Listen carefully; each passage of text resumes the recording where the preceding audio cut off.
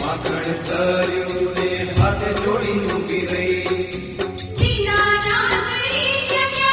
દીનાનાથ રીત્યા ત્યારે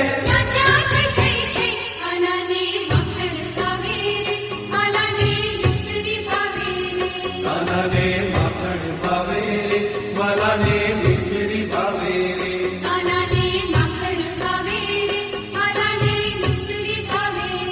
કાનાને માખણ ભાવે રે, વાલાને